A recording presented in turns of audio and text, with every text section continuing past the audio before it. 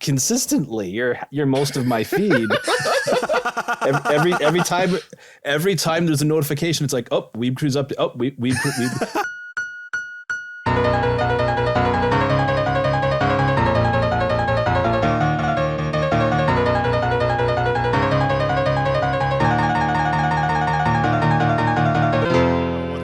This really has nothing to do with our topic today, which I guess we probably should just get into, given that we've been talking about nothing for the last 30 minutes, which is politics in anime.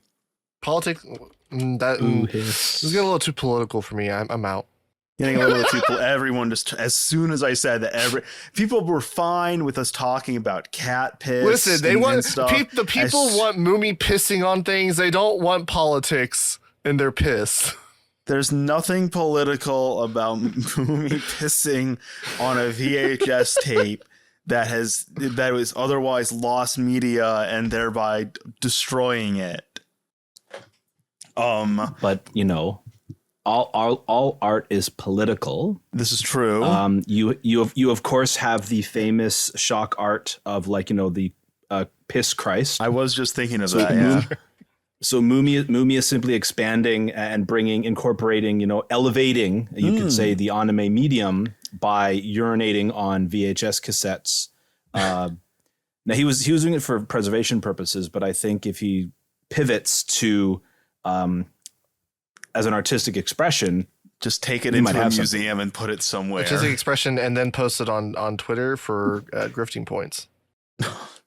And then people will get angry at you for 1,000 years and say that's not real art. That's not. And you go, what? You don't think anime is art? And they're like, hold on a second, I didn't say that.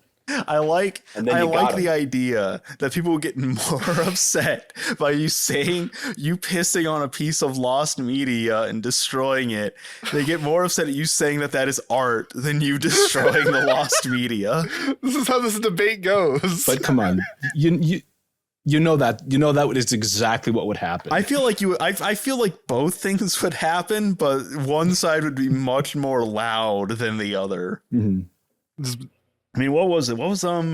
Did someone just like put like glasses down or something in a museum, and that became like people were clowning on that or something? Or am I thinking of like taping like a banana to a wall? Wasn't that also like a similar case of someone like making fun the banana on the wall was, yeah, which is always interesting because it's like, well, that kind of just becomes an artistic statement then, doesn't it? I mean, you hear like the stories where like someone dropped their glasses or something and lost them, and then like it happened to be in an art gallery and it landed by a wall, and so people thought it was an art piece and they're taking pictures of someone's glasses they lost. And then they come and just like take them. People go to a Radiohead concert and they hear them tuning their instruments, and when they're done, they all clap because as if it's a new song. I don't know how like real a lot of these are, but it's a very common sentiment that like people just don't. Oh yeah, it's people with very, very specific aesthetic tastes and visions that are predicated on neoclassical and, Renaissance and, Baroque paintings. Yes. And that modern art and then eventually postmodern art both enrages and terrifies them at the same time. And Duchamp lives rent free in the heads of everyone with that particular kind of bent. Which is it lives more in their head than the art that they like, basically. Which is a good thing. It's art. That's what makes good art.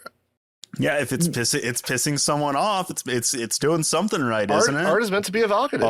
Certainly making a statement.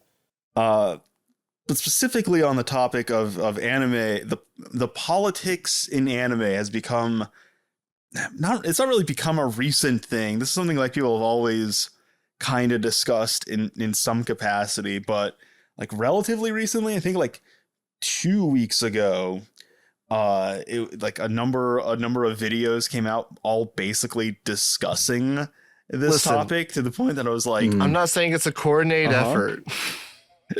Not saying it was coordinated at all behind the scenes. Not saying that there's some sort of agenda going on. some sort of conspiracy to have all these videos come out at the same time. All I'm saying is this is coincidence that they came out within like an hour or two of each other. But no, they're probably so. But especially since, like, I mean, not even you could even, like, people like the new political anime on the block that everyone talks about is Frieren. Specifically, that's not really new. The only thing in Frieren that seems to matter is the demons in Frieren, and whether or not they may or may not represent a minority that you do or do not dislike. I don't know if that's really new at this point. It's just the one that refuses to die. It's new relative to, like, it's a new manifestation of a existing issue that has been going on for as long at least as probably admittedly before anime had got drafted into the culture war, but certainly since it has been ramped up. Exponentially, I would say. Like, before that, I think the biggest one would probably have been Attack on Titan, and that one at least makes a little bit more sense because Attack on Titan is explicitly pulling imagery from the Holocaust, whereas Frieren is just popular, and that's why. Come to think of it, what would have been the first? What would have been like, the first? You think of something like Angel Cop. No one cared about Angel Cop's like anti-Semitism or whatever. Like, it wasn't like a controversy. It was just kind of like, why? That's fucking weird. Okay. Yeah.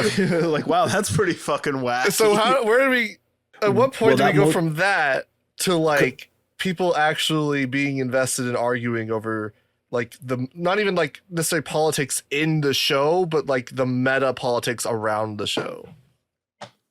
I mean, well, Angel Cop's because, of course, the VHS cut that out, or the original the VHS and they for obvious reasons, when they were domesticating it for an American audience, they had to cut out the overtly racist and anti-Semitic conspiracy theories, and it was only when the most recent, I think, was Discotheque. They put like a bit of a warning at the beginning, being like, by the way, we disavow everything. I believe that the book actually comes with a little essay that that puts it in historic context, the same way that, like, the Looney Tunes HD releases have the little things about contextualizing it at the period of the time to explain why Bugs Bunny was a vehement racist. Yeah. So I would say that before the culture war aspect, and it kind of became a talking point for the right and chuds and reactionaries. Yeah, it was definitely more eminent in a lot of left progressive analyses, and certainly something like Utena. Everyone loves sword lesbians, and that for the longest time, and I think still remains, one of those kind of like, you look at this and tell me anime is not political or doesn't have, other messages and things going on in it. You can't, you Philistine. I guess, before like culture war stuff, I think there was still outrage around anime, but it was coming from a bit of a different place. Like, it was much more of like the liberal feminist kind of like getting upset at like fan service or problematic elements and stuff, and which still exists today. But now this has become like a culture war thing, whereas you go back like 10 years, let's say, you may have like, I don't like a Kotaku article come out and say something about some anime that's airing, and I feel like no one really would have batted much of an eye or gave a shit. All that, it would have become like a Twitter controversy for like the next week, like you see now with some of these.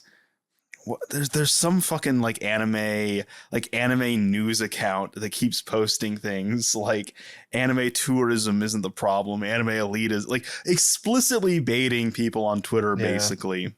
Yeah. And that was not really much. That's like a fairly new, definitely like a post-COVID phenomenon, it feels like.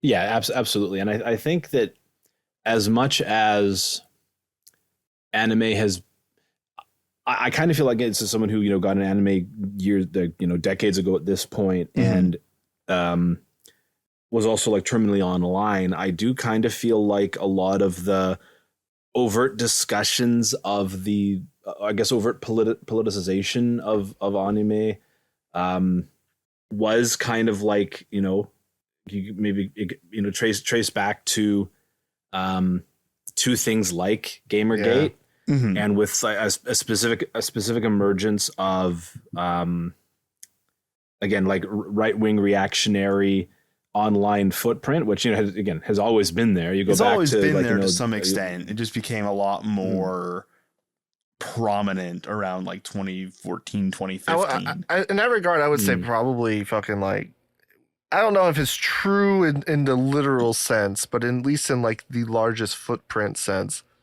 probably Dragon Maid is probably patient zero for like the current post Gamergate kind of discourse as far as political bullshit. Yeah, at least as much as it's like lasted in terms of people pointing towards that single line in the dub. Like obviously there would be stuff like Prison School. Prison School had in the dub like explicitly mentions Gamergate.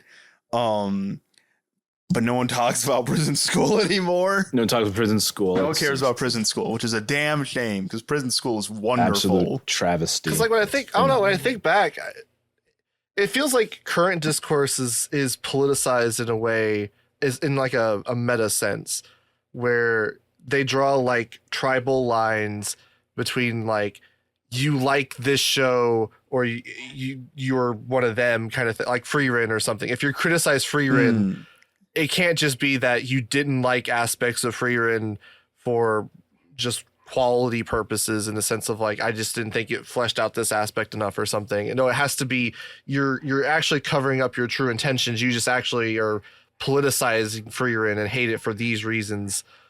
And it's like, what? Well, that's how you basically got that left wing versus right wing anime like thing that I made earlier this year that blew up on Twitter, which was more or less mocking the absurdity of that. It was fairly covert at doing that seemingly, or maybe people are just really bad at reading, given that I posted the exact same chart and just flipped the sides like a day later, and then people still got mad at it. I'm like, what do you want? I did everything. You said something wasn't left wing, it was right wing, and something wasn't right wing, it was left. So I flipped them, and now people are still mad at me because it was a fucking shit post where I put Evangelion on both sides. I think people just it's like they're not able to parse parody anymore, or like what a joke is, and they take everything super seriously. Sarcasm. It's all very knee-jerk reactions. There's like a shocking lack of people doing even a modicum of just like, let me think about that for a second. Yeah. Let me see what, cross-reference, cross-post, see what else this account is posted, where is this being sourced from? Yeah. And I can't say that's necessarily a lack of curiosity so much as it's the environment that it's happening on in a platform that is designed to farm engagement through making you as angry or as invested as possible. Right. There isn't time to calmly. You're not going to get clicks by calmly going like, oh, actually, this is fake. This is a shit post, Yeah. I guess you can't blame people. It was funny seeing some people. It was funny seeing some people basically take the bait and then like a few minutes later be like, oh no, I think this is actually a joke. Okay. Well, yeah, because I guess you can't blame people for like engaging in things that way initially, because it's like, if you think about like what the Twitter ecosystem is, like, you're just being bombarded with this shit constantly. It almost becomes like a city effect where like in the city you're not engaging with every single individual person like you would if you like lived on a farm and you only saw one person every other day. Like it's just, my dad will do that. My dad's in DC, he'll just like say hi to random people on the street and they'll give him like weird looks and I'll turn to him and be like, why are you doing that? It's just like, well, that's what you're supposed to do, isn't it? I'm like, no, Dad, no. Yeah. Like rather than being like, society has fallen because people don't bother looking up stuff anymore. It's not that as much as it's just the platform doesn't encourage that kind of behavior. No, absolutely. We were actually talking about this before we even started recording or anything. We're just bullshitting. Twitter as a system is not even like YouTube, because it's not really like a true algorithm necessarily. It's more about like who you know, or like who you are following, or who follows you, right? Who are you? Who are your mutuals? Who are your oomfies? So in a way, like more so than even YouTube, like YouTube would just push whatever that's like engagement bait or whatever, but like it's kind of like impartial in that way, where it's just like whatever is getting X amount of engagement or whatever. Twitter is not necessarily that way, because like you will it gets jump started by like the people. If there are people that have like large accounts that repost your thing, then you are getting put into that algorithm. So then it like basically encourages this sort of bifurcation where like these tribal bullshit lines are being drawn, because like you are then being put in everyone that follows that person's algorithm, and then you just become part of that circle or whatever. And it's fucking weird, and I don't like it. It's like being it's like being. It almost emulates the feeling of being in a small town where everyone knows one another, but you're actually in a big city, basically. Yeah. It's like, this is not a coherent, like singular space like a forum or a Discord server would be. It just is kind of reflective of that in a very fake and kind of tenuous way. It's just weird, because it's like it's the complete opposite of what I am accustomed to, I guess, from like just being on anonymous boards or whatever. Because like there, it's just like whoever the fuck goes on there, it just says whatever, it gets put in front of everybody. And if it says something stupid, you're just like, what the fuck are you doing? And like people that are like trying to maybe like emulate the culture of the area, the site or whatever. Well, 4chan is not a very profitable website. Have you noticed? Yeah, I mean it got popular there for a while. It was never profitable. I don't know how I guess because they couldn't sell ads essentially, because it had porn and shit, and it's just so much racism. Not associated with the best of users. Can we advertise our podcast on 4chan? No. Please? I mean, we can. We literally could. I'm not going to, though. That is a hard no.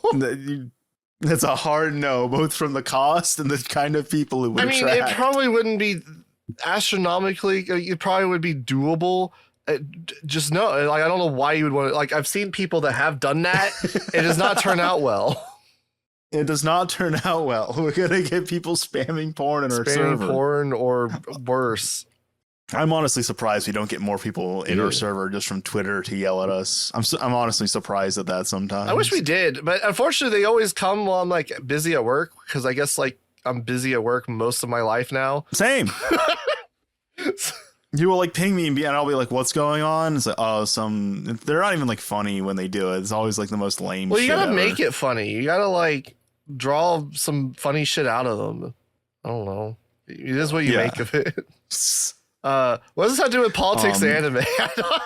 Well, this is all the backdrop for us discussing like politics in anime, because we kind of have to look at like the structure of like the underlying discourse from where all this is coming from, and why this is a topic people are talking about in the first place.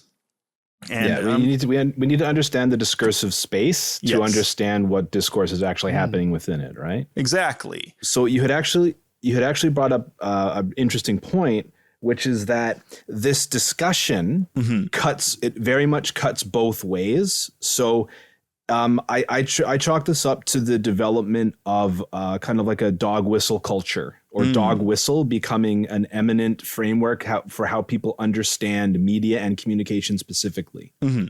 So all anime is political, or all art is political. We'll take a step back and just do that one, because that's usually what it says. People that's usually like what people rest their laurels on, that just extends to anime.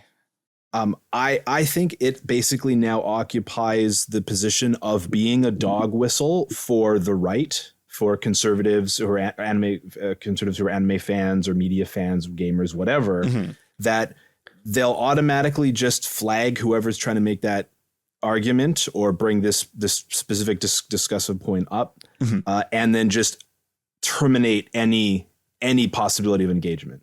They'll shut their brains down. They'll just be like, I know what that person's going to say. It's going to be something that's going to insult me. I'm not going to engage with it. I don't believe it, but I'm not going to engage with it. And so you end up creating this framework where the people who are pushing this idea are only able to reach people who already agree with them, and the people who disagree with them refuse to hear it, largely because there's a discordance in what terms mean.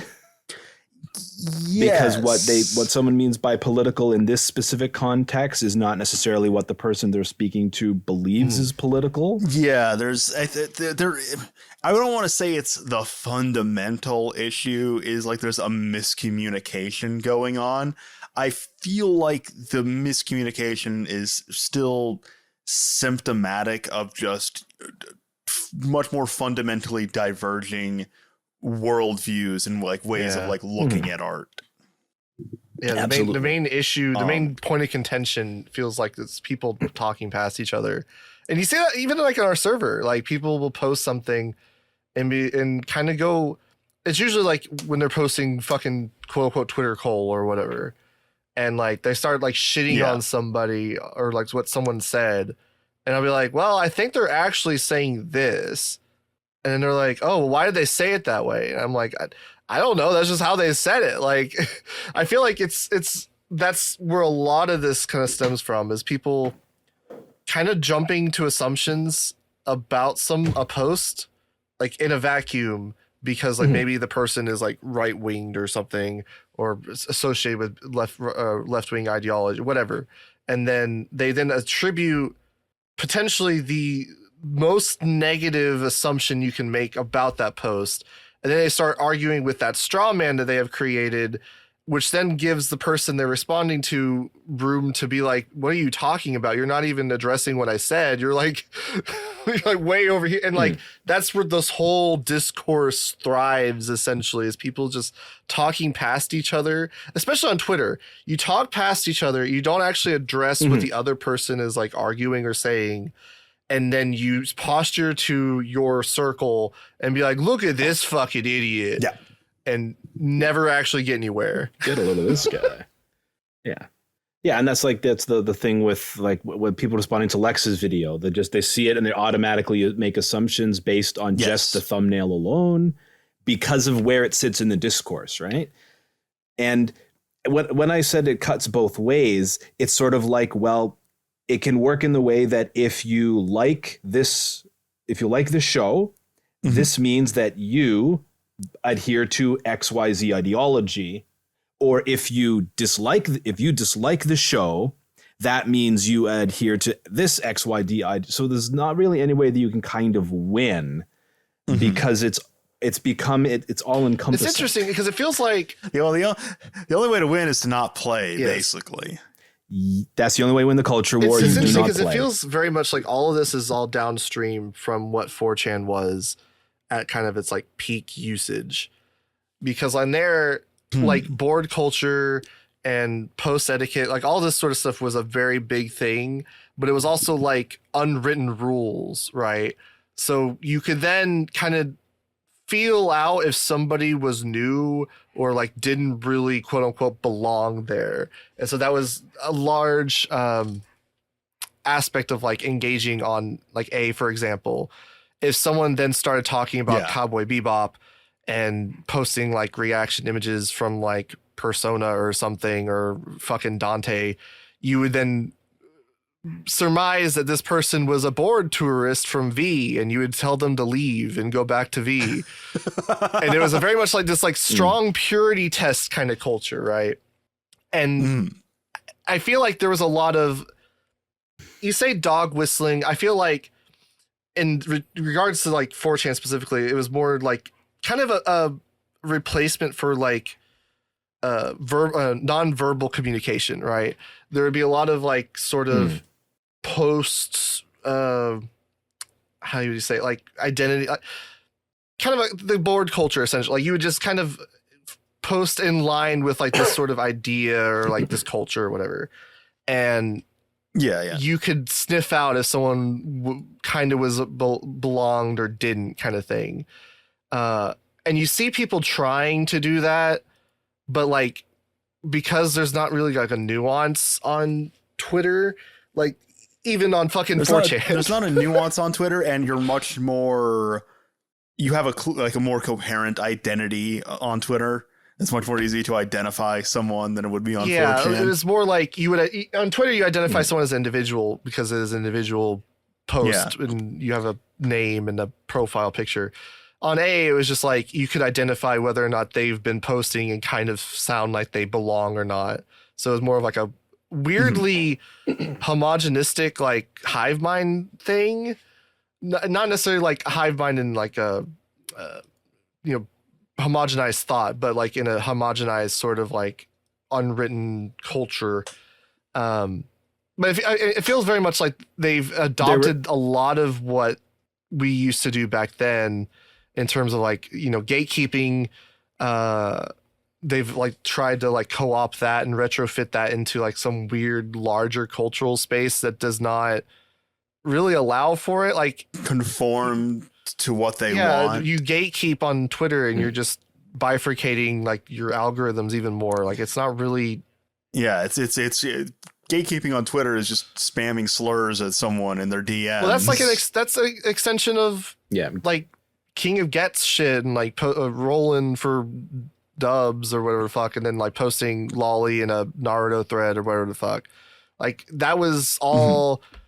But that makes more sense on 4chan because of how the platform works. But it's just we're copying and lifting all these ideas, and like it's an interesting like social observation, I guess, where you can see all these ideas being lifted from this small community or relatively small community and being like trying to retrofit it into like the modern larger sort of discourse, and it just does not work. It's not how anything it's interesting to look at. I do like Twitter in the same way that like it's fun to watch an ant farm, if that makes any sense. And it's like, what posting is basically just kind of tapping on the outside of the ant farm to see what happens. I don't like that. I agree, but like I also don't like the positioning of that language. It reminds me of the fucking guy that was like, I'm like the obelisk from 2001 watching the monkey people fight. And it's like, shut the fuck up, you fucking people. Like I do agree, it is like an interesting like thing to like observe, but I see it as more like people watching, as like you're in the park and you're watching some people interact and you're like, I'm sure, one of you, I'm here, I guess. But it's bold of you to assert that you exist outside the framework when you clearly don't.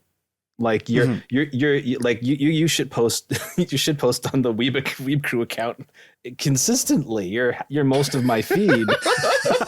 every time there's a notification, it's like, oh, Weeb Crew's up. Oh, Weeb Crew. Now, you have the heroic effort of like responding. I'll have you know, I do not use Twitter that much. God damn it! You use Twitter. I saw something the other day where someone was saying like, I was looking at my usage and it was 90 hours a week. I'm like, what the fuck? Yeah, well, you're comparing yourself to like no life people that need to go and touch grass, literally.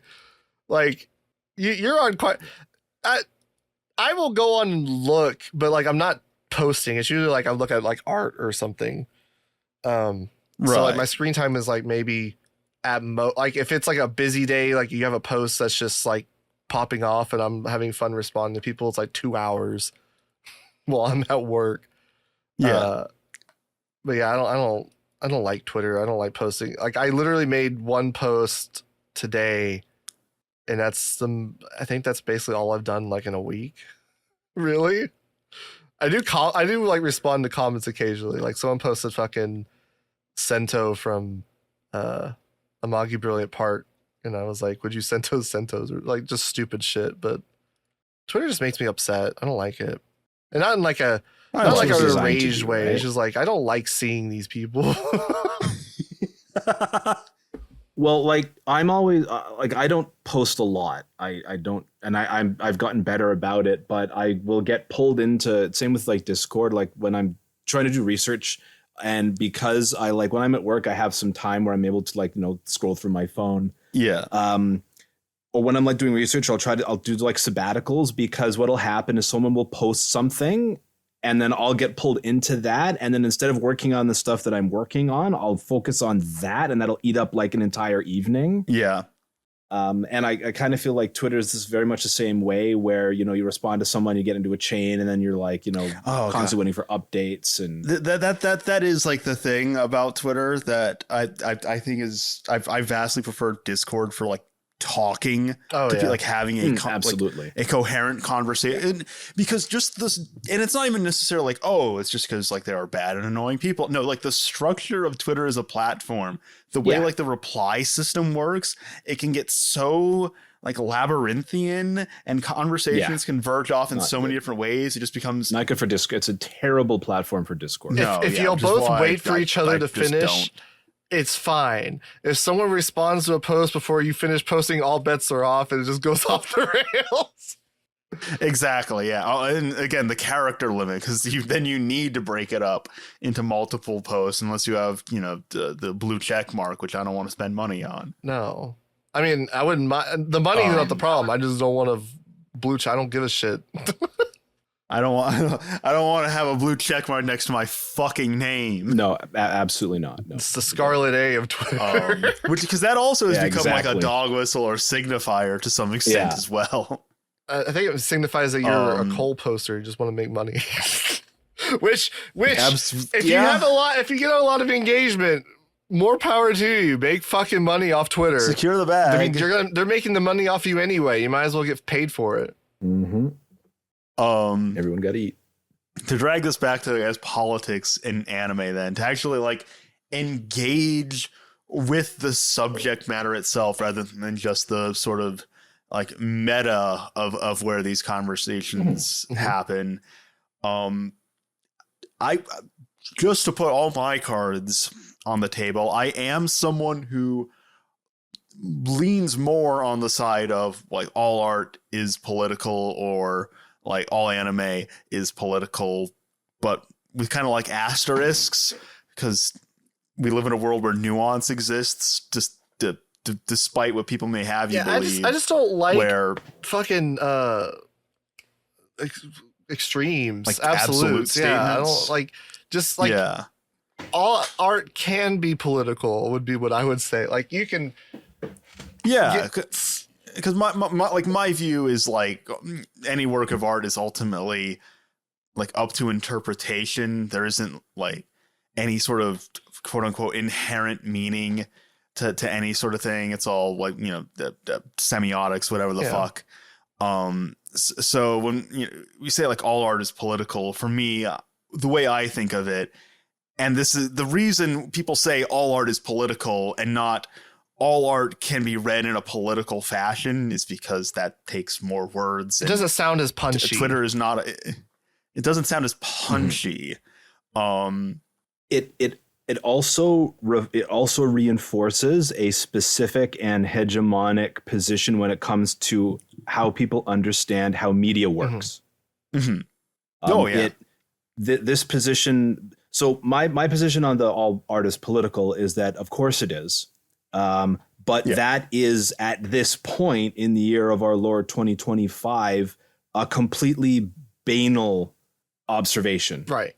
This is something that's been part of critical theory for like the last 70 years at least. So to treat it as like some kind of like your mind blown moment is kind of like, this isn't the 1930s. Like it's which is like to be fair, that sounds that can absolutely be interpreted as being incredibly condescending, and I don't think that condescension helps in terms of communication or furthering any kind of discourse. So sure, I think.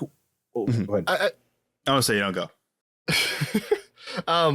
One of you two speak. So I think this goes back to what we were saying, where people are talking past each other, because it's like the people that, again, it's kind of like a dog whistle thing. The people that are saying like all art is political understand what the statement is saying on a level that the people that disagree with it do not, right? Like, we understand what you're saying when you say all art is political, but we all like you can also understand what people are like taking objection to when they hear the statement, and that's why it's like, well, all art can be political. You don't have to make it political for yourself, but all art can be political. But when they're hearing it, they're not hearing like, you can dissect like Banania as a political thing, like what circumstances in the country that it was made in led to the creation of something that is I don't know, superficially devoid of any kind of like politics in the work itself, right? You can still look at it politically that way. But someone that is like disagreeing with you is generally like taking you saying that it's political in the sense of like, you must be injecting modern Western politics that I am familiar with into this work that has nothing to do with where you're from or something. So it's like, right, which sometimes can be the case. It definitely can be. But that's how they're taking it in general, because they just see so many people that say that then will do that. And that's not everybody, obviously. But when you're arguing with people, you just kind of bifurcate and then have tribal lines, and you're like, okay, this person agrees with this other person that did this thing, so they must also think the same thing. And so it's just helpful. That's why nuance exists, and it's helpful that you have nuance, and it's unhelpful that Twitter does not actually encourage any sort of nuanced discussion. Yeah, it's effectively like I said, but the reason I said it was a dog whistle is because the people who like the right wing, the chuds, will hear that and know that what follows is someone who will be denigrating them, who'll be talking down to them specifically because they're too stupid to understand the brilliant observation that I'm going to have. And then when the brilliant observation turns out to be that you can have a queer reading of anything, really. And then Halloween is the one we always go to. Yeah. Then it's like, that sounds like bullshit to me. So this is just you injecting whatever it is into it. Yeah. Now, I wouldn't say I would I think almost a year ago at this point, I did a survey trying to get the opinions of what I categorized as people who were, center right, and then the right wing political ideology from, right wing centrism to, fascism effectively, and everything in between, trying to get their opinions on anime and manga. And the respondents that I got, it wasn't a very large number, but it's certainly more data than I think most people are going to be. Most people will be able to get outside of, speaking with some guy that insults you and, says pronouns in bio and then blocks you. But the kind of, when we start talking about tribalism, you start talking about anime and manga getting involved in brought into the culture war, you start getting these specific narratives that emerge where, how can you as a conservative like anime, it's like it's queer coded. It's this, like, look at all this LGBTQ plus representation. It's anti-capitalist. It's anti-hierarchical. It's, how can you like this? You're too stupid to understand that they're calling you the bad guy, while at the same time, the right wing person's looking at it and going, how you as a leftist can like anime. It's like traditional family values. It reinforces social hierarchies. It's about, might makes right and survival of the fittest. And, look at all these beautiful women and people aren't complaining about the way that they're portrayed. How can you as a leftist like anime? You're too stupid to understand what it's saying. So it's not necessarily that people don't understand what all art is political means in the same way that, let's say, like we looked at a couple of videos, right? The way that Colleen's Manga Rex lays it out very well. conservatives, I have found, do understand that. They just sort of reject at least part of the premise to begin with, because again, it can diverge from how they kind of understand art. Yeah. Bit of ramble there, but yeah. Well, I think, and part of that is just simply, it's due to two things. One, we are coming at anime from the perspective of outsiders, basically. None of us are Japanese. Let me just put that one out there. Let's be clear about that. Especially not Colonel Otaku, Weeb Gatekeeper. Yeah. So we're coming at it from outsiders, and then there's also this view that there is only like a singular, coherent, quote unquote, true meaning to a work of art that needs to be deciphered, and that is the objective reality and meaning of what that art is. When in reality, a lot of this is just, and there's nothing wrong with this, but it is people coming to anime and manga and stuff and kind of projecting their own values onto it. And that can be perfectly fine as long as we are cognizant of that. Yeah, and again, so there's definitely a difference in like perceiving your own values, or like looking at something from your own lens and taking these sort of messages out of it and then projecting those values onto a work and saying like, this is the definitive way to read it. And it's like, or even going beyond that and like projecting that onto like the people who made it. It's like that could be the case, but like I'm less interested in like what is the definitive way to read the work, and more from like what lenses, what do you take out of this work by looking at it from this lens or this other lens or whatever. Mm-hmm. Yeah. And I think this is a really interesting thing is that discursively, this is I mentioned way back now at this point. This hegemonic perspective of how people understand media. And it comes down to the primacy of the author. Effectively, auteur theory reigns supreme. The correct meaning of a work is not necessarily the most obvious or the most narratively coherent or cohesive. It's whatever the person who made it is intended. Yeah. And both people who are coming at it from the left and people who are coming at it from the right, and people who are coming from the center, just in terms of general approaches to media, still believe that it's very difficult to dislodge. And so the subtext becomes much more important than the text, or you'll have a specific group that say, well, I do find, generally speaking, conservative anime fans do tend to prefer whatever the narrative, the overt narrative of the text. They'll look at it that way. Whereas from the progressive, especially the kind of people who would make the all artist political movement or comments, tend to look more for the subtextual readings of it.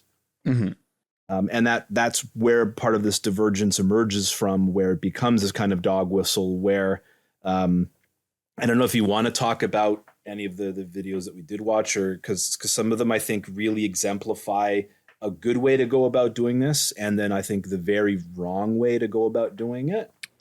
I mean, I'm not afraid. Let's just again, no holds barred or whatever. We watched 3 videos on this topic. I watched like 2.5. I watched like 1. We watched. I watch them all because I do the reading. Damn it. Well, other than so we watched Bonsai Pop's video on politics and anime. We watched Colleen Manga Rex video on politics in anime and manga, and then I watched half of the Mother's Basement video on the politics of One Piece. I did watch some of that one because I haven't seen one. I know very little about One Piece, so it was just kind of like same. I'll take your word for it, dude. I don't think anyone else will have much to say about Jeff's video. I thought it didn't have any problems with it, but I'm also like, it was perfectly cromulent. I'm not really into One Piece enough to like want to engage with it on that level. I'm not a One Piece guy. Yeah.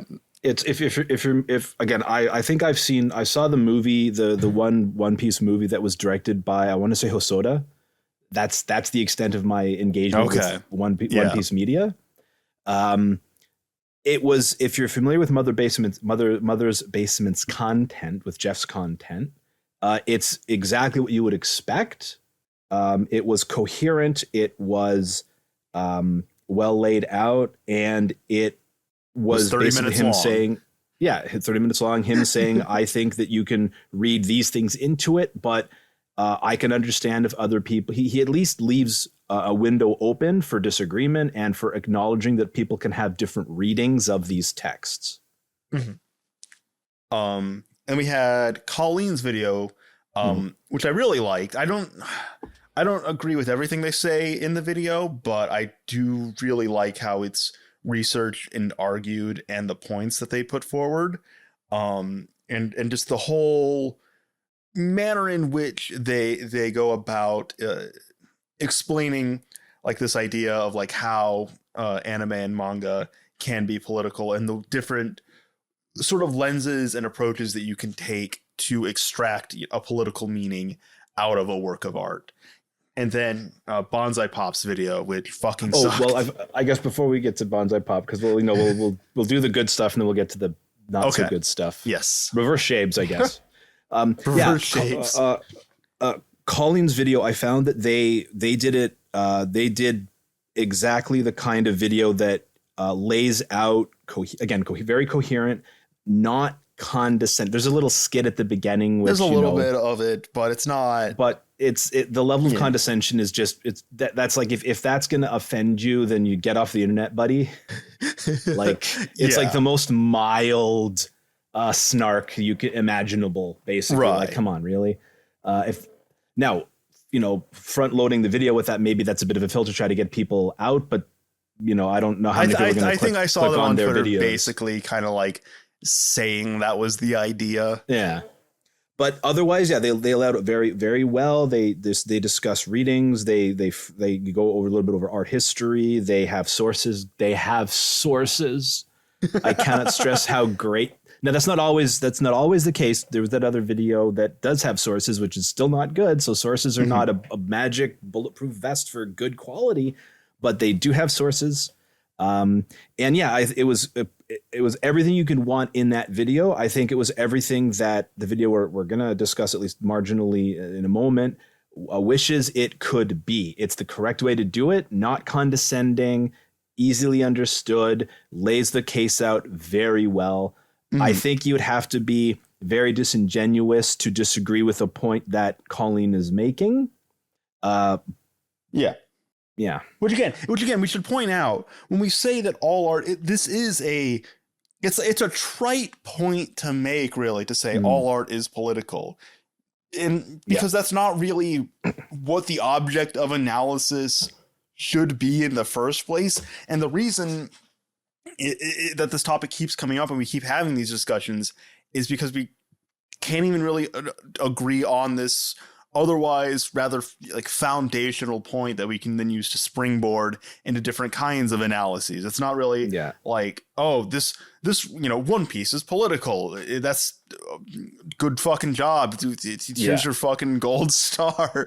It's more interesting to talk about like, well, what does that mean? What are the specifics? What is our actual thesis statement here? Yeah. And I think a lot of that is because despite how kind of counterintuitive it sounds, Colleen touches on it, that, the political has moved into the social and has moved into the cultural, where there was a period where it was a lot more delineated or bifurcated. Yeah. But because of the way that specific political events and cultural and socioeconomic events have happened since, the end of communism, and we've moved into the age of neoliberalism,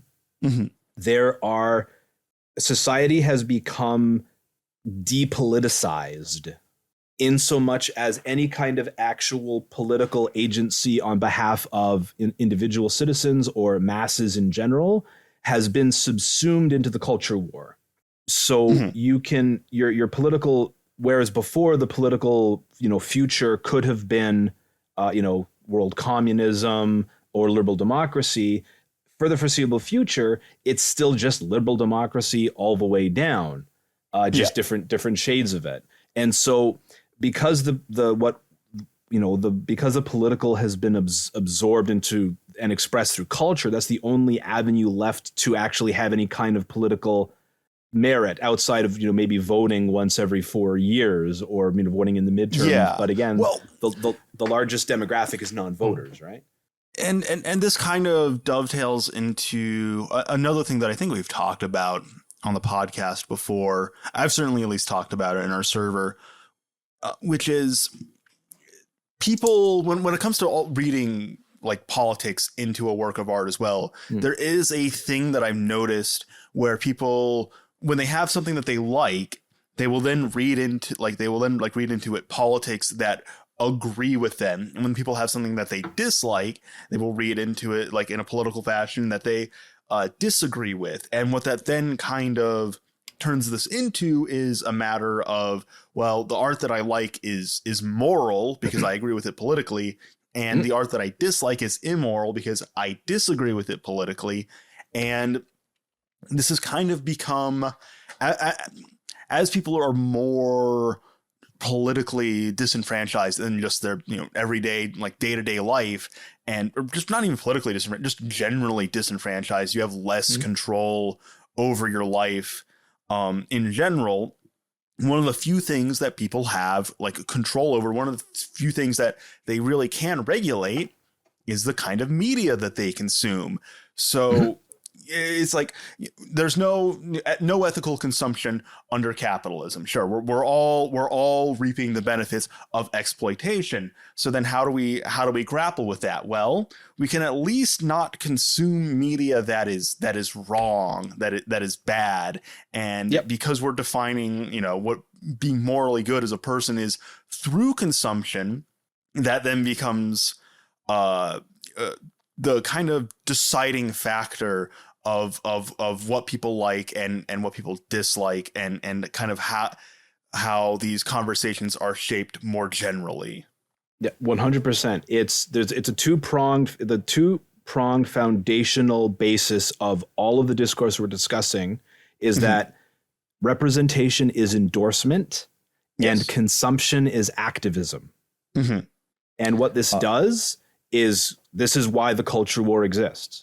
These are the two foundational principles for why everyone now sublimates any kind of political will into the kind of media they produce, the digital or the media footprint of, or the media they consume, I should say, the media footprint of what their politicians they like are doing.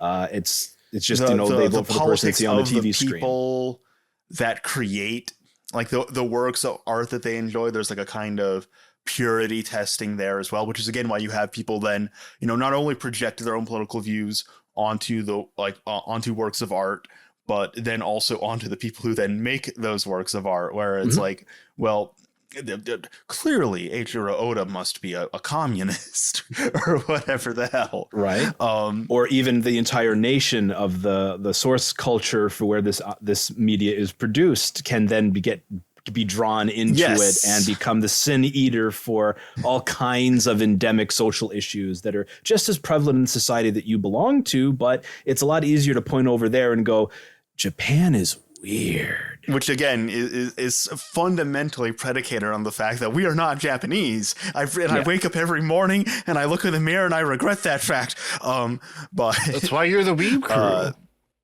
That's right. But yeah, I don't know. Bonsai pop. Yes, bonsai pop. We got a little bit sidetracked there. The bonsai pop video. I've seen a few videos from them. For I guess as like a bumper. We have not reached out to Bonsai Pop to talk about this or anything. Generally, I like to try to talk to the people. Like we reached out to Moon Channel when we did a stream on his video. We reached out to. If we were going to do a stream about this, or just a more in-depth dissection of this video, then sure. I also don't know how I don't know. How constructive it would be, because it's not that we disagree with Mhm. like a lot of the points he's making on like a intellectual level. Like there's not like a debate to be had of like, oh well, I disagree with you. It's more so the manner in which he is conveying his points. So and the specific, like, and the specific political readings, which when I say that I think all art is ultimately up to interpretation, I don't think that necessarily means like carte blanche, you can say whatever the hell you want and just, no criticism of your readings. I do think it is still possible to like be like, that's I mean, you could have a fucking cracked reading as long as it's like well researched and argued, then more power to you. But some people, and this is another point I wanted to touch on, content creating, is that people will also just like, if you're making content, you can have a cracked reading if it's if you're not making content, you can have whatever fuck. I don't give a shit. Like, I'm not going to force you to like gun to your head. You better fucking give me a fucking reason. You must meet my senior level high school English class levels. You didn't like No Country for Old Men.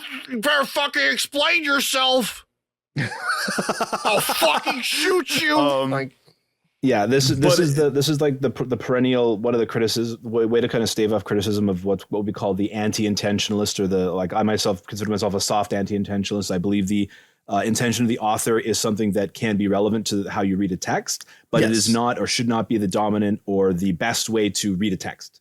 Yeah. And so while I will stand by the statement that there is no correct reading of a text, there are absolutely incorrect readings of a text. You cannot read Dragon Ball and say that it is the this will teach you how to change the alternator in a 1978 Chevy Charger. Sorry, that is a wrong reading. It's not going to tell you that. How did I get all these skills to change a carbonator? What? So like I don't want to. I agree with you 100% that I don't believe that, like, and again, focusing specifically on that video is going to be particularly beneficial, but I do think that the video encapsulates many of the worst aspects of why people shut down or reject outright and refuse to engage with it, because it does unfortunately fall into a number of those pitfalls. But I think it's emblematic of them and it lays them out very well. So it's a really good case study in that capacity. Yes, it's an interesting thing to look at in terms of why people will react so negatively if you try and say that all art is political, and there are a few reasons for that. Number one, the video is kind of just really condescending. It feels really like spiteful, and one of the things that I do want to say is that I don't think you need to care or really engage with the politics of a work to enjoy it or be going back to this idea of, like, being a good person based on the kind of media you consume. You do not need to be, reading politics into art does not make you a good person, and choosing not to do so does not make you a bad person. You should have the ability to just, get out of stuff what you want, basically. If you want to look into stuff, quote unquote, more deeply, again, quote unquote, then I think that's perfectly fine. But if you're someone who just like watches anime for like the cool fights and cute girls and stuff, I think that there's literally nothing wrong with either of these things. They are both perfectly and equally valid in my mind. I think you can have like interesting readings just watching it that way anyway. Like, I don't have a problem with the power scaling community. I think they might get a bit silly with it, but like if I get a little bit silly. Oh, I do, but that's a different discussion. Well, that's a different discussion. It's because they consume it in that way. They will like engage with things in a way I won't. Right. So like when they're talking about Dragon Ball and they're like, well, ki, I think it actually, like, what makes them more durable is like they're wrapping ki around themselves. Well, I'm like, I never really thought about that. It makes more sense than just like they got real strong and so now they take punches real good, or you know what I mean? Like, so they have like things that they look at from their perspective because they're so like honed in on this weird power scaling shit that I wouldn't. Remind me to show you the versus battle wiki after we're done recording. I don't need to see this. I don't. But yeah, this is a big thing with this discussion. Is like people always like take this position of like, well, if you don't agree with me, or you're saying this because it's something that you agree with, and if I were to say it, you wouldn't agree with it because it would be somebody. I don't give a fuck. Like, I just want to like enjoy something and then get the most out of it, right? So when I watch something, I try to get like all these different perspectives. Like I have talked, my favorite anime are Evangelion and Madoka Magica, the two most like controversial fucking like most debated pieces of shit on the fucking internet. How many fucking videos are there where people are shitting on Ava? Like, it's to the point where it's become like trite and just uninteresting because you've just heard everything at this point. But I enjoyed, before it became played out, I enjoyed like hearing these different perspectives, because even if it's something I don't agree with as a criticism, where it's like, oh, I don't like even something banal like Shinji is a bitch or whatever, that still is evocative of something that's interesting about the work that is eliciting this response out of people. So yeah, creating some sort of like dissonance. Yeah, so I'm getting a different perspective on something I enjoy. Same goes for political readings, right? Like, it's a shame that more right-wing people don't necessarily like read into this stuff and then make this sort of analysis in a way that could be interesting to people, because like they've kind of just written it off as like a lot of them, I should say. I'm not saying I say everybody, but like a lot of them seem like they've written it off as like a left-wing thing. Like, this is just what left-wing people just go watch anime and then like inject some identity politics into it or something. It's like, no, that's not how this works. Like, that's what's happening because your side is not doing it.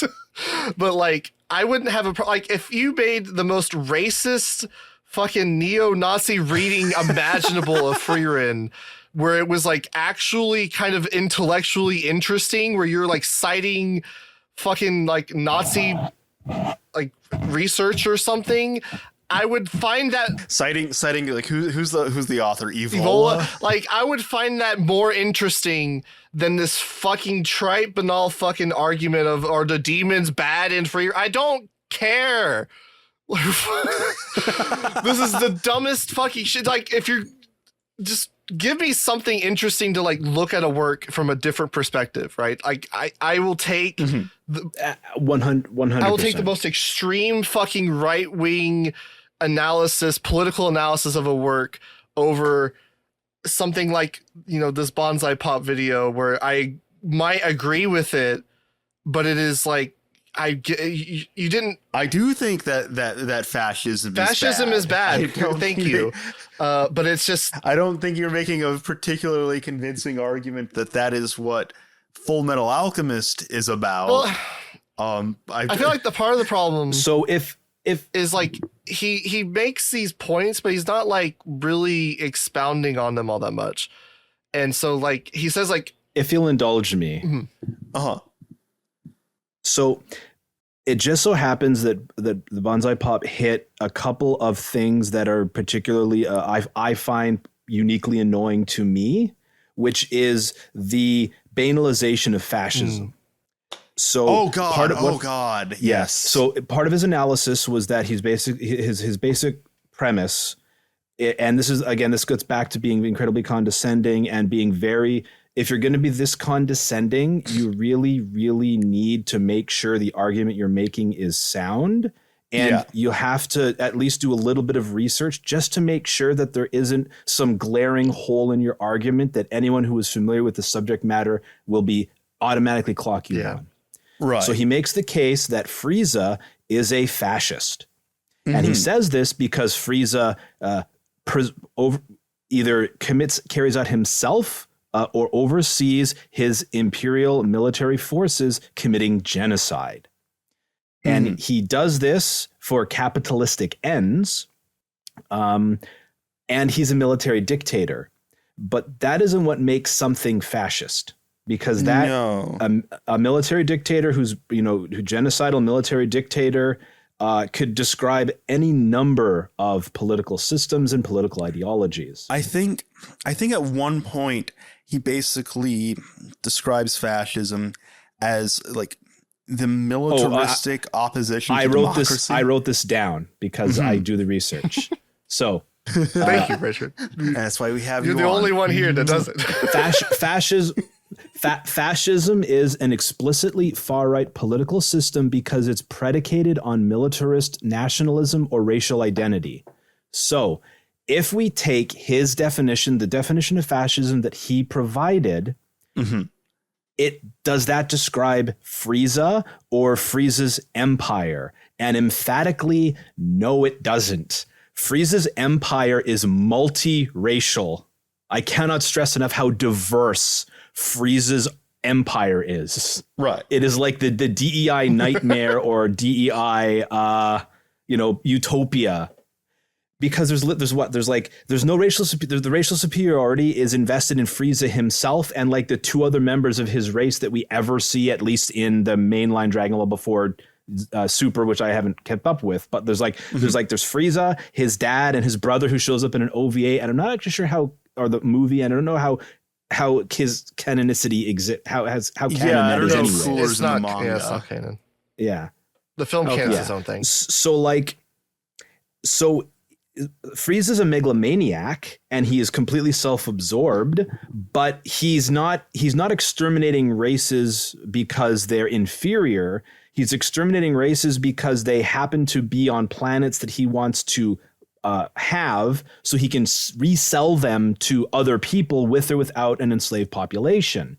But he's not like, we must do this to secure a homeland for our people, because his people is two guys. And he has there's no Volk. There's no culture that's under attack that has to be defended. Again, when you look at, who Toriyama bait when Banzai Pop looks at the camera and says, it's so simple, even dumb, stupid children understand that what Toriyama is saying is that it's okay to punch, to Kamehameha right-wing politicians in the face. Toriyama based the character of Frieza on real estate speculators of the lost decade. Not even in like an LDP politician or any.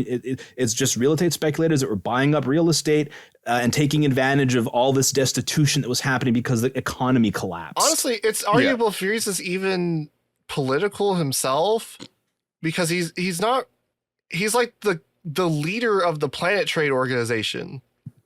But they don't really have like a governing. He has like a military that he uses like an arm, but he doesn't really like implement policies. He just sells the planet and then moves on. Precisely. And so like, that's not fascism. That's many things. It's again, calling him a military dictator is an imperialist military dictator is 100% correct. Mm-hmm. But he's not a fascist, and calling him, now again, the kind of impact that a single YouTube video is going to have on how fascist discourse. This isn't a cause, it's a symptom, right? It's the watering down of fascism to become the ultimate floating signifier for a thing we don't like. Mm-hmm. As perfectly exemplified in the Nostalgia Critic's review of The Wall. Well, it's also a problem because he like positions it where like Goku is anti-fascist and like doing this as some kind of political thing, because specifically the dub. He doesn't. Oh yeah, he goes with the dub, which is like not necessarily the best option to go with, but he does say that like he ends up. He himself is not political. Like he says, Goku's a dumbass. Goku's a dumbass, but he does say like he is saving like the universe, or like he is doing this in a way to like go against like Frieza, like oppose him as like an ideological thing. Whereas like that's not. Well, he's not like the savior of the voiceless or whatever in the Japanese. He's just Goku the Saiyan dude. No, he's just a guy. Yeah. He also infers that the reason that Goku is able to obtain the Super Saiyan state is because he saw Krillin die, and he posits or intuits that the reason that then connects Goku to all of the faceless. It puts a face to the faceless millions or billions who have been killed by Frieza, and that enrages him. That's not why Goku got angry when Krillin died. He got angry because he's like, well, my friend just got blown up and we've already revived him with the Dragon Balls once. So I don't know if we can do that again. So maybe he's dead permanently. Mm-hmm. Like, it's there in the text. Like, and you would then have to retroactively say that about the fucking dude that killed Krillin the first time. Right? And that's the thing, right? Like, Dragon Ball is not a particular, again, you can do a political reading of Dragon Ball. That's fine, but it does not lend itself to a political reading particularly well because of the constraints of the medium itself. Well, it was interesting. All of the... Oh, go ahead. I thought you were done. I've been going on for a bit. So, like, every other... because you have had armies before, you've had arguably governments. You've had King Piccolo, but everyone is basically it all has to come down to individual combats. There are no nations, there are no armies, there are no masses. It's just mano a mano combat because that is what's acquired by the storytelling format that this story is being told in. Right. So you can't really have someone embody an entire political ideology outside of I'm going to do me, and megalomaniacal dictators is an evergreen for people for making someone easily recognizable as being they're a bad guy. Yeah. But like every major Dragon Ball villain has basically fallen into this category. Pilaf, the Red Ribbon Army, King Piccolo, Frieza, Cell to a lesser extent, and then Majin, Babidi and Majin Buu.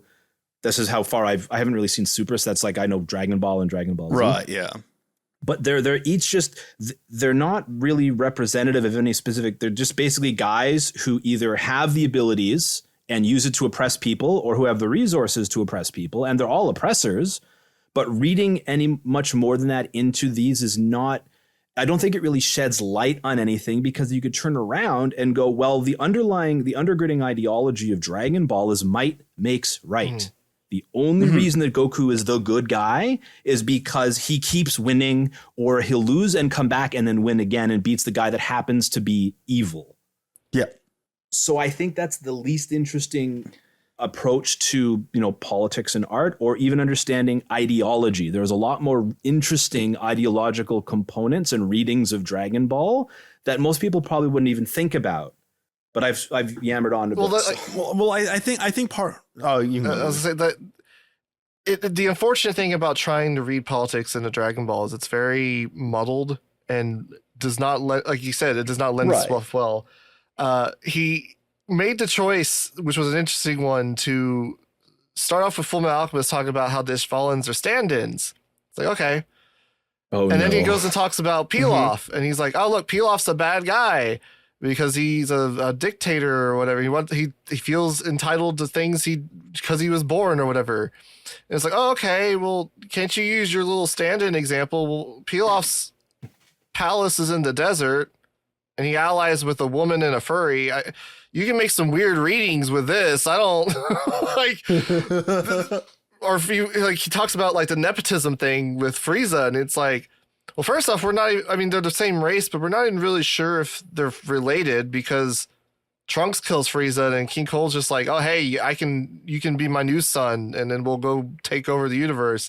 So there's not really like a strong familial thing going on. It's just like, okay, sure, but then.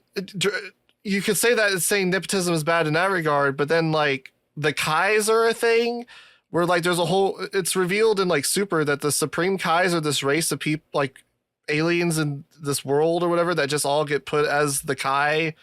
And so they're all like, it is the ultimate nepotism. You're just made the god of the universe because you are born of this race, I guess, from this tree or something. Mm-hmm. So it's like, this doesn't make any sense. Like, there's not a coherent message going. Like, you can say, like, yeah, this is saying this is bad or this is good or whatever, but like, there's not a concrete thing you can point to is saying like, this is what this show is trying to tell you, because it's just incoherent. Well, you know, Exactly. art, much like people, are very complicated and often politically it's like the fucking like Onion headline or whatever of like, we taught a chimpanzee to understand the median American voter's politics and he hanged himself. Well, like you can do that with like Full Metal Alchemist, because Full Metal Alchemist is a bit more coherent. Like I think it'd be weird to try to say like it's anti-fascist or authoritarian or something when it literally ends with them implementing a new Führer and didn't really change anything. But I mean, it's still more coherent. Dragon Ball is just like incoherent. Like there's not a cohesive, like, I guess it's anti-natalist because you kill Cell and Cell is in the test. I don't know. What are we trying to say here? So like, as I said, I think there are interesting readings available for Dragon Ball. There's interesting ways that you can approach Dragon Ball and look at it as, so I have to take a step back for a second and get a somewhat theoretical, but so when I started off by saying like, I think that the all artist political is relatively banal and not that interesting. I think and I think that it's sort of like but a lot of people still find interest in it is because I think what they're trying to do is they're approaching ideology as laid out or explained by or theorized by Althusser. So for, I guess, people who are listening to this who aren't me or maybe Joe. So Althusser was a Marxist who was writing in the 1960s and 1970s, and we're not going to go into personal history because it's really messed up. But he wrote an essay in the 1970s called The Ideology and the Ideological State Apparatus, an investigation that's ongoing. Sorry. I can actually give you the proper title. I have it written down here. I have the book right in front of me. Effectively, ideology and ideological state apparatuses, notes towards an investigation. So he was trying to explain how ideology functioned, and the way that he basically lays it out is that ideology is what allows dominant or hegemonic power structures to replicate themselves.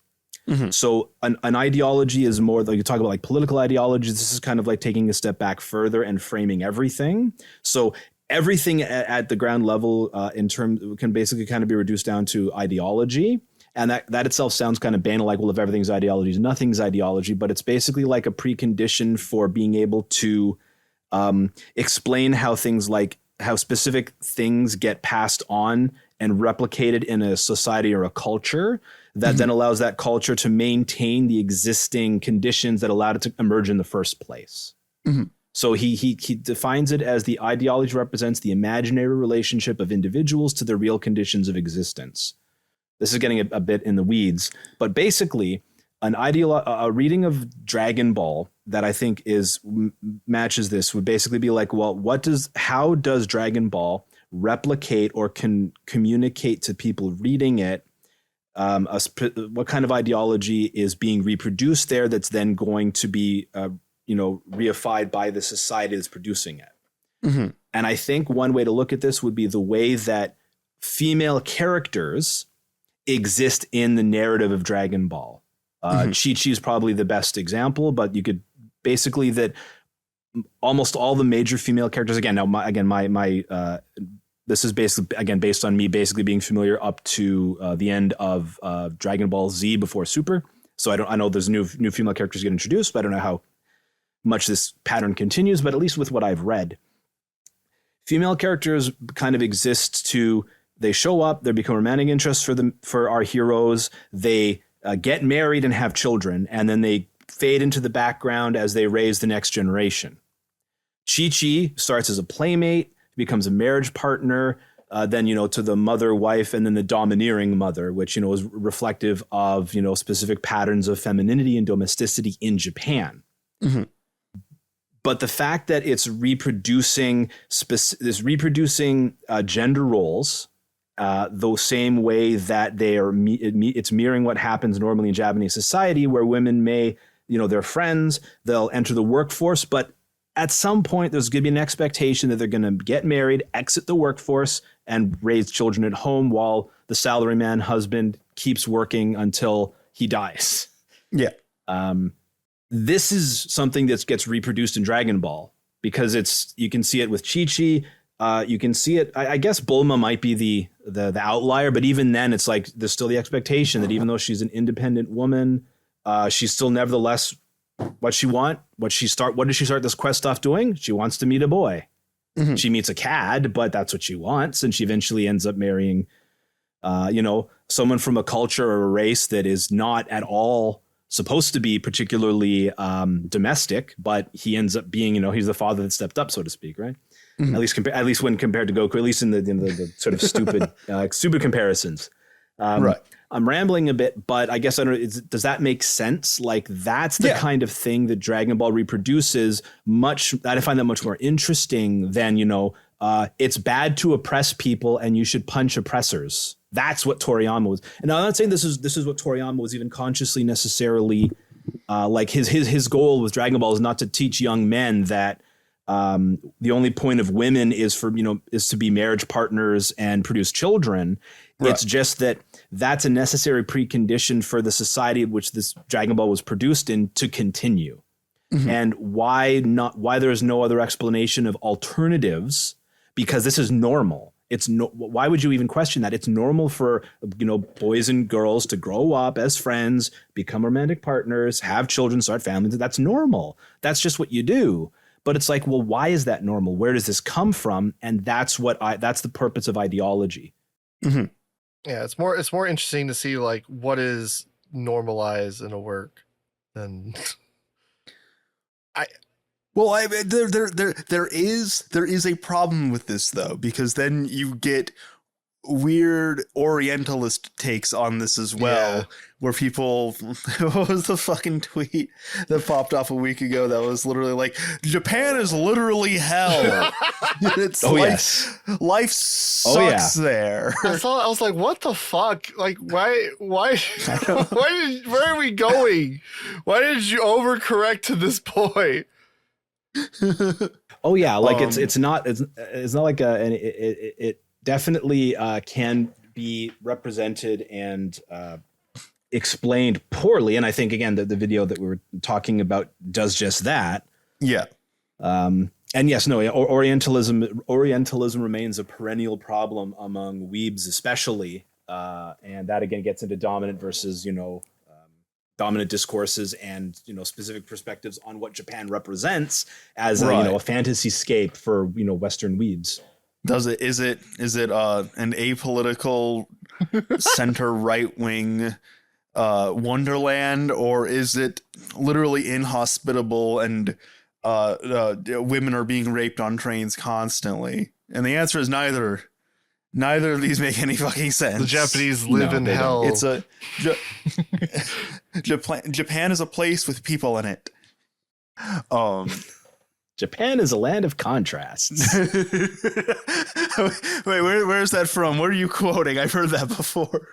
Oh, I can't remember where that's from. It's just in the aether. I swear to God, I've heard that from somewhere. Which I do think that the fact that Japan is a different place, it is a different culture, to us then can also reveal certain interesting things as well. I mean, okay, this isn't Japanese, this is fucking Korean, but like Blue Archive is a funny game because it's a game where teenage girls are running around school with guns and shooting one another, and this is treated as a relatively normal thing. And it's interesting to look at that in the context of, oh yeah, I guess South Korea doesn't have many school shootings, so this can just be treated as like an absurd idea. I remember specifically, I was watching Hyoka, and they have like an episode with the school festival, and it's basically a like a scavenger hunt episode. It might be 2 episodes, but there's a scene where Oriki is like sitting at like the booth or in a classroom or something. He's really bored, and one of his friends come over and they just point a gun at his head, and it's a realistic looking gun, but it's a water gun. And I was just like, That would never fly in America, where the idea of someone having a gun in school is a way more plausible thing than it would be in Japan. We also have like what Right. Akiba Strip is about shooting. I mean, it's stripping you of your clothes, but it's a gun. Right. Well, there is the other thing as well when it comes to reading anime and manga specifically like this, and that is the fact that that we need to have a delineation between Japanese culture and otaku culture. They're not completely different, but they're not mutually inclusive either. They're not one and the same thing. Yeah. 1,000%. And Joe always had like the best analysis, the best analogy for that, which is like, you know, you going like otaku are representative of, you know, the entirety of Japan would basically be the same thing by like you going to a suburb in West Texas and talking to like a diehard country music fan and extrapolating from that, or like a goth person and extrapolating from that to the entirety of American culture. It's like you're talking to a subculture and extrapolating the culture, which is, it's a subculture. That's not how it works. It's like going to Comic-Con and being like, this is what all Japanese people are like, or going to the Daytona 500, the parking lot outside with people pre-gaming and being like, ah, yes, all of America is like this. Yeah. Like I think there needs to be again, just observations as a fan who's been, you know, coming from a specific perspective and has been involved in the, you know, like physical community, going to conventions and things for like, you know, 20 years or 20 plus years at this point. There needs to be a movement on the Orientalist tendencies, and also the Orientalist tendencies to look at Japan and be like, Japan, I like anime, but Japan, I acknowledge Japan is weird and it's, you know, gross, and you know, they have, you know, panties and vending machines. You know, for guys to buy. the camera snap noise on phones, women only cars on trains. Exactly. And then that needs to be balanced against the unique specific cultural, this is more insidious Orientalism, where it's this unique cultural properties of how Japanese culture has developed effectively isolated or with minimal cross-cultural flow with like not Japan, which is just, it's absolutely not tenable position to have. No, so when not people even come remotely. When people, so there's far more, you know, cultural flow going on and transnational productions and things like anime and manga than you'd think of when you think of anime, and just like, oh, that's like, you know, it's the Japanese medium sort of thing, right? But again, there's a similar disconnect there when people say like, I don't want like Western politics in my anime, or like Western cultural influence, Western influence in my anime and stuff. When people say that, they are meaning a specific kind of thing. Yeah. But it's like, it's always already been there. Like it's endemic in, like, look at the way that manga emerged and anime emerged. Like it's always already been influenced by the West. Yeah. I mean, I think I literally saw something where someone was like, well, thank God Studio Trigger isn't making anime like that is influenced by or like influenced or catering to the West. They were saying this while the new season of Panty and Stocking was airing. Panty and Stocking is out. Oh man. And I saw them in Otakon. I saw like Tsuchiyo and Wakabayashi and the other guy, I can't remember his name. But they were at Otakon and they were talking about, have you seen the new season of Panty and Stocking? I really should, because I literally bought the Blu-ray of the original series this year, and I watched that and it was great. But I've been busy, so I've only been catching a couple seasons. I will eventually watch 1,000%. There's a joke in the first episode where they're all doing like a car chase and driving around town, and it's like this top-down like map kind of shot. And as they're driving through, you just see that like there's a ton, like there's basically a weed store on every corner. and they were talking about that at Otakon, and they were just like, well, yeah, because, you know, we come here and we come to America every year. We do like a lot of these panels at conventions and stuff. And every year we come, we notice more of these stores just cropping up constantly.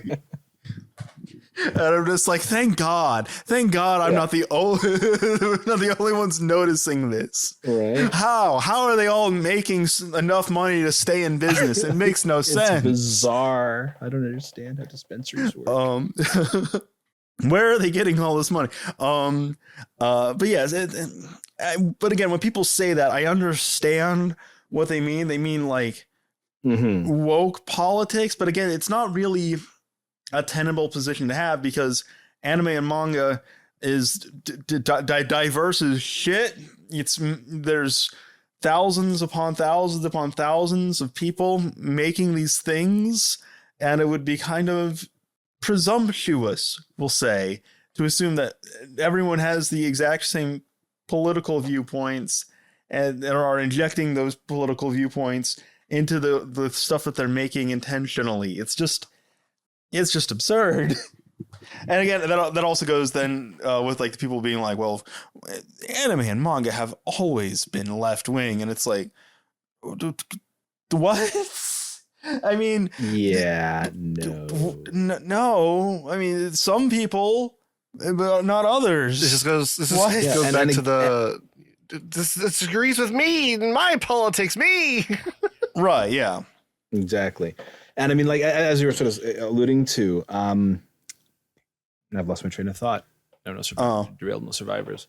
No, you were saying in terms of the woke politics being injected into anime, and it's basically like it only becomes an issue when it's immersion breaking, when the manifestation of politics makes the person, it rips them out of the fantasy-scape they've devised or they've ensconced in, when they go to anime for specific purposes, and when something reminds them of something that they disagree with, all of a sudden that ruins the experience. And it takes a specific degree of again, the term gets used a lot poorly, much like all art is political, media literacy.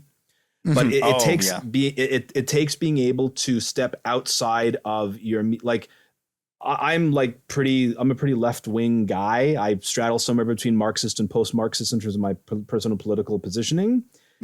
What media exists that I can enjoy that is like explicitly Marxist?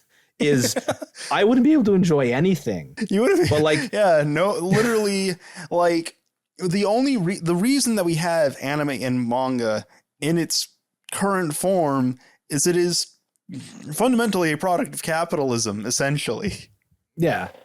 So it's like, so either my choice is either to, you started off with saying, there's no ethical consumption under capitalism. So it's like, well, my choices are, I can die. I can do that. It's time to go live in a Marxist monastery in the wilderness. Yeah. I'm sorry. Or I could, just learn to appreciate that not all art is not going to have politics that I always or necessarily agree or even appeal to me. And that doesn't make me, that's not bad. I don't care. It's actually pretty mature to be able to approach media that you maybe have disagreements with, or that the ideology the ideology you're reading into it you find problematic, and kind of squaring that with or coming at it from a different way. Like you have to enjoy everything, and having like things in it that you appreciate. It only becomes a problem if the only thing that you appreciate about that work of art is the politics. If you have things that you can appreciate outside of that. Yeah, as much as you can be outside of that, quote unquote. Or like even the freedom of politics is what people really like, especially the right wing, at least the people who are online seem to enjoy, is that it's free from politics because they don't have to. And that again gets back to the immersion breaking thing, right? Yeah. Except it's loaded with it, and I guess it gets again cuts to the heart of the issue with the all art is political, is that it just become when you understand that, it shouldn't take too much longer for you to get to the point where that becomes banal and it's no longer remarkable, and you seek different analytical tools or analytical frameworks to appreciate as diverse a media form as anime and manga are. Which I think, and because again, I don't like poo-pooing people, admonishing people, condescending them for, like not giving a shit about like the politics of anime and manga. Personally speaking, I generally don't either. It's not really something that I'm like really conscious of or actively thinking about when I'm watching something. But what I would say is like, it's a good thing to analyze and think about and understand the different like things that you appreciate about a work of art. Politics or not. If you just like, you know, the cute girls in a slice of life show, I think that is worth as much critical insight, analysis, and appreciation as like the political themes or whatever the fuck. So it's like 1000%. I think I know what you're getting at. Yeah. So it's like, if that's what you're watching anime for, that's great. Let's talk about it. Let's dig into that. What is making like these girls cute? Like, what about the way like that they're drawn, the database elements, yada yada yada, all this stuff. I think you know, I don't want to act like that there's only one way, like the only way of looking at a work of art and worth analyzing it is the politics of it either. And that is another like danger absolutely. Of all this discourse. And related to that is the idea that only certain anime that deal with certain subjects are worthy of, you know, it's not that deep. Oh, like, yeah. Obviously you're gonna analyze something as deep as Orb, or you're gonna analyze, you know, Utena or Evangelion. But like you want to analyze Bananya? Bananya? Are you stupid? Like what's there to analyze? What's there to do there? It's like you have like I'm someone who spends an inordinate a significant portion of my time researching Arrow media. Probably one of the lowest forms of art, of if it's even considered art, and a lot of the time it's not. It's you know, pornography is not art. It's obscene. It's a masturbatory aid, but there's no artistic merit there. There's no value in it. It's basically just you're watching this because you're satisfying a specific physiological need, but that's the only value that it has. There's nothing else there. Why would you waste your time with that when there's better stuff to study? And I think that's just a really bad attitude. Yeah, it's like why are you limiting yourself in such an arbitrary way? Is what it feels like. Yeah, I think Apocalypse also Hotel. go listen to our hentai episode. Listen to the hentai episode. Yes, I think Apocalypse Hotel is a good example of that, because like most people are just gonna watch it as a comedy. They're not gonna fucking look into anything. When I looked into it, I wasn't even necessarily looking into it for any kind of like political messaging. Right? I mean, I was open to it, but it's not like I was like, oh, this is gonna have something to say about politics. And then like just it naturally just kind of came up while you're like looking into like what the show is trying to say, and you're like, oh, yeah, this seems to be very much saying something about immigration in Japan. That's interesting. I can see it. I definitely see it. But I didn't really like think that deeply into it when I was watching it and laughing at the funny jokes or whatever, right? And I think that's a completely valid way to like engage with media, and you can still dissect it and like critique it and analyze it on that level. You don't have to go into some subtext. You don't have to look into like tanuki usually meaning like identity and playing with themes of what it means to be like a true Japanese. But like you don't have to look into it. Like it doesn't matter. Like just watch however you enjoy it. And exactly. We all can come together and talk about what we enjoy, and if you enjoy on that level, you can enhance someone else's enjoyment that might not be watching it as critically on that same level. So you might pick up something that they're not going to pick up on. That's what I try to get out of media and like discourse, right? Yeah, and that's why I fucking hate like Twitter. Exactly. Like for me, who makes, you know, a video a year at this point, right? Like I like incorporating anime studies. I obviously incorporate critical theory and, you know, Marxism more often than not. But like I also try to convey in the videos where I am doing that kind of analysis or presenting something about a work, not in a way that's like, this is again the only way that can be read. It's an available reading. It might be esoteric enough that people haven't thought about it before, but they might find it interesting. I find it interesting, and I want to tell other people about my perspective on this, and that's why I make content. Yeah. think that's why I think we all make content for that reason. You want to get your perspective out there, have it bounce off of other people's kaleidoscopes to see what comes back. Maybe you're wrong. Maybe. And that's ultimately what this podcast is about. Communication. Community. It's about family. Oh,